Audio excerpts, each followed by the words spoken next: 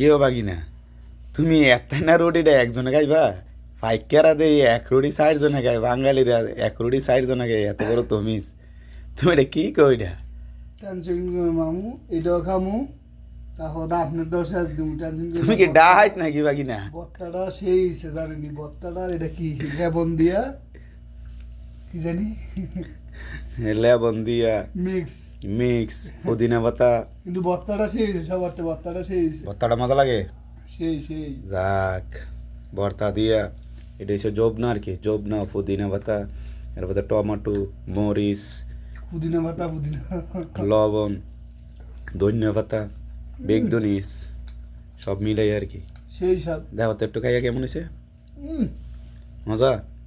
সেই আসলে মজা মজা মজা এই ভর্তাটা জাল মাল ঠিক আছে নি বত্তাটা জাল ঠিক আছে পারফেক্ট হয়েছে লবণ ঠিক আছে নি লবণও ঠিক আছে মিয়া মিয়া তো দেখ আবার বানানো যাইব হ্যাঁ হ্যাঁ হ্যাঁ যাক বানাবো এটা মাখন মামু মনে হয় একজন বানাইলে সারে মাখন মামু বানাই দিয়ে না এত বাইরে গেছে এত তো মিষ্টিও বানাইতারে মোহাম্মদে তো আমরা মিষ্টিও বানাইছি এর মধ্যে গাছের মধ্যে তরমুজ ধরাই আর তরমুজও খাইছি বাকি না মিষ্টি বানাইতারে তো মাখন ভাই মিষ্টি বানাইতারে পরোটা বানাইতারে আলুও বানাইতারে